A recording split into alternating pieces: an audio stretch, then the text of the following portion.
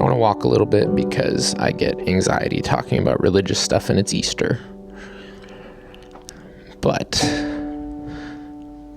I have some things I think I need to say. I feel like Easter was always really confusing when I was young. We were celebrating that the Son of God had undied using marshmallow peeps and rabbits that laid eggs. And it didn't really connect. It's like, what's the point of this story? And so I like the idea of it, but it didn't feel like it was really landing. And 20 years later, the story's the same, but I do think my perspective on it has changed. And so I'd love to share a little bit of what I see. There once was a man who had every right to be king. He was born into a lineage of people who believed themselves to be the rightful rulers of the world, people who had lived well, who deserved good things, who had been told for generations that they were the ones who were going to win out in the end. They had made sacrifices.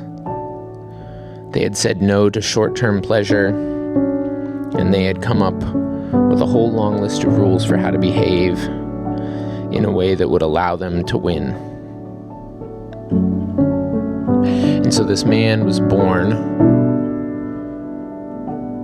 to be their king. He was supposed to give them the answers for how they could continue their paradigm of in and out and rules and black and white thinking and determining who gets this eternal pot of gold at the end of the rainbow. And this man, despite having every opportunity to be a part of that and to seize that power for himself, said no. He said, "You've lost sight of the story. This isn't about black and white, and this isn't about in and out, and this isn't about you at all.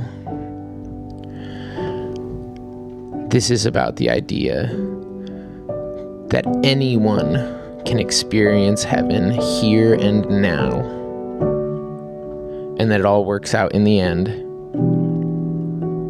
if you love your neighbor as yourself."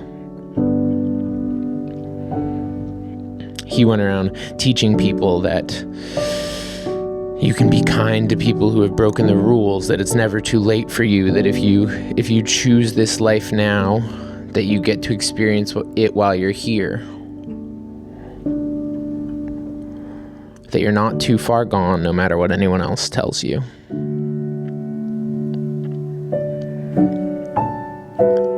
He went to the temples of people trying to profit off of giving spiritual advice to people in dark situations, and he flipped the tables and said, "This is not the point."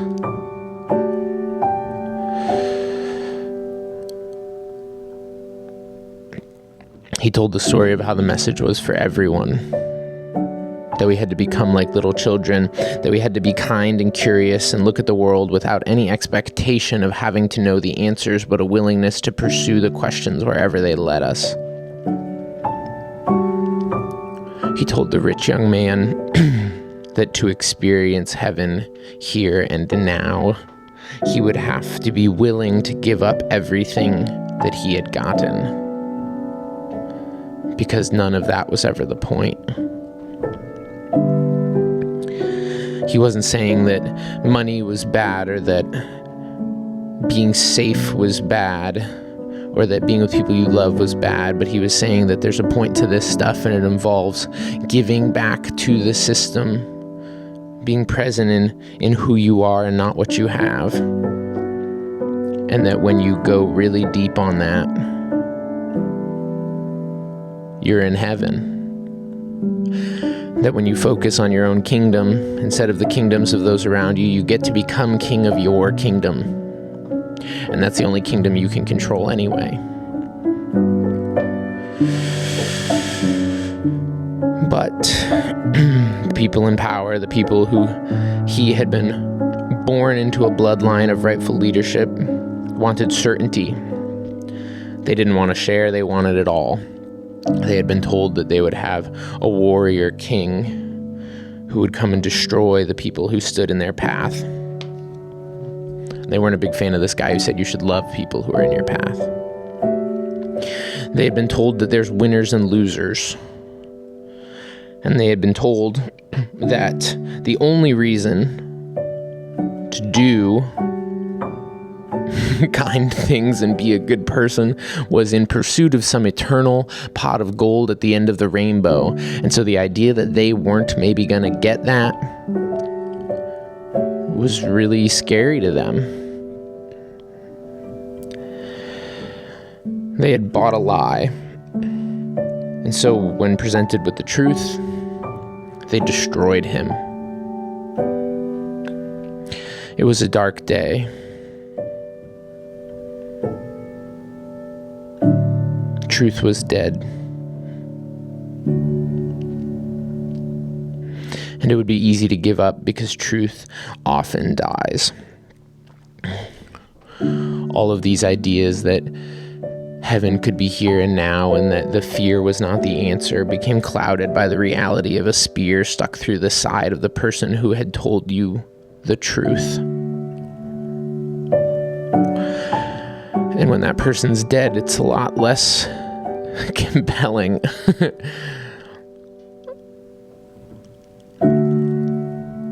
Because who wants to be dead?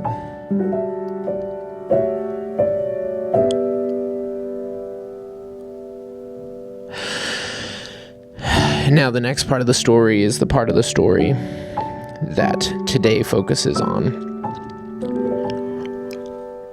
And I think for me, the thing that I had a hard time with as a kid was that it was just untangible. I have no context for undying. I have no context for whether or not this dude was actually some sort of supernatural, virgin-born being.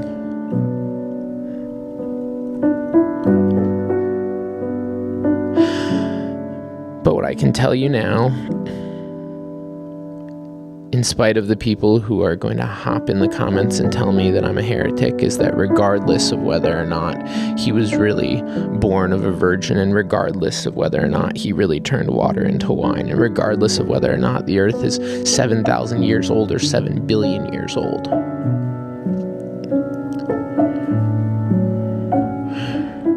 regardless of systematic theology, and regardless of all the rules and regulations and in and out thinking that have come in the wake of his death,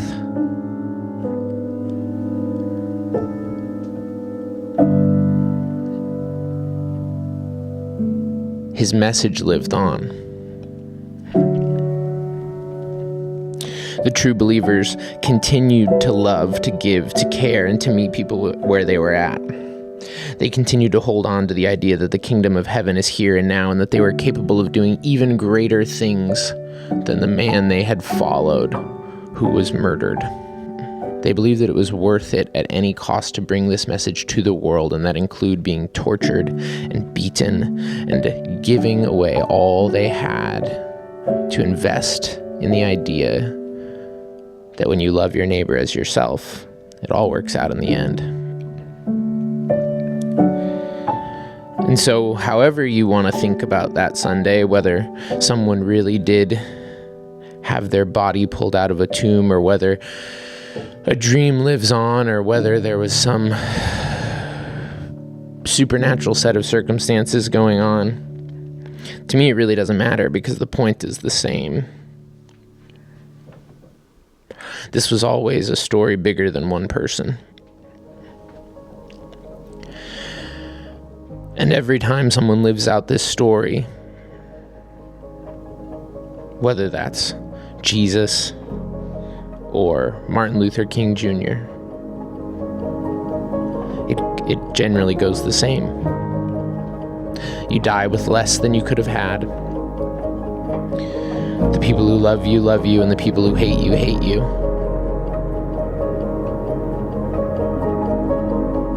But when life is over, which it will be, the dream lives on.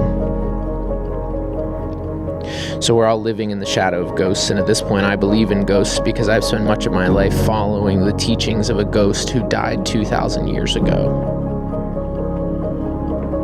And his body may be buried or it may not, but his dream lives on. And that is the ghost that I choose to follow. Not the ghost of some magical guy in the sky who's gonna whisk me away to some future country club where I don't have to deal with the hard parts of life.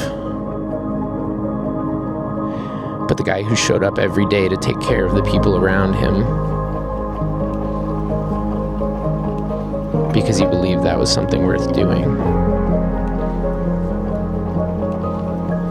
So I believe that the only way to cheat death is to pass on the dream.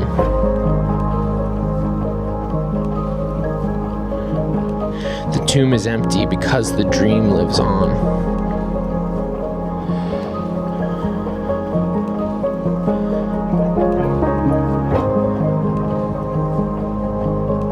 It all works out in the end if you love your neighbor as yourself. Maybe not for you. But the question is, even if it wasn't for you, would it still be worth it? Because I don't think it's ever about us. So that's my Easter story. The tomb is empty. Long live the dream.